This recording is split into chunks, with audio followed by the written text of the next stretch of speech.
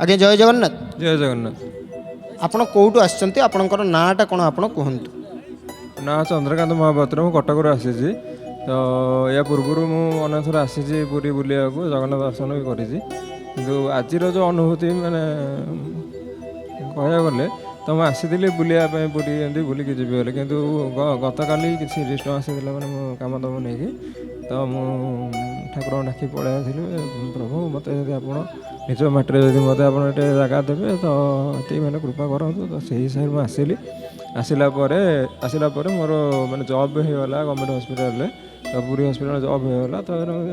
चिंता कर नी जॉब मिल मैंने खुशी खबर आज एत आज्ञा तो आज मोर एत अनुभूति कह कि जगन्नाथ मुझे जहाँ मुझे मागी जगन्नाथ देते जहाँ न मागी से मैंने भावर ठाकुर तेणु भाव को बुझा भारी कष्ट से केत कौन करती तो से मैंने लीला करके मैंने जोग मत टाणी आनी तो से खुशी मैंने खबर मो घर भी बापा जनइबी बापा जॉब होगा तो ये आज्ञा कह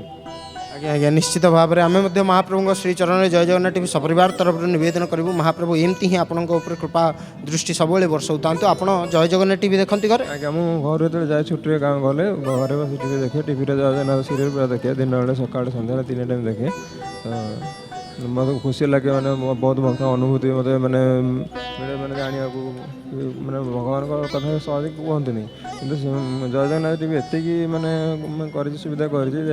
मैंने समस्ते जेकोसी भक्त छुआ धरिकी वयस्क लोक जाए समस्ते निज अनुभूति कहीपर यहाँ मैंने बड़ कथा तो यहाँ धन्यवाद देवी आप जगन्नाथ जय जगन्नाथ टीवी आज्ञा आज्ञा निश्चित भाव में आपन को आम जय जगन्नाथ टीवी सपरिवार तरफ अशेष अशेष धन्यवाद देवा सहित आपन को गोटे संपूर्ण जनाण पुस्तिका आम अर्पण करने को चाहबू।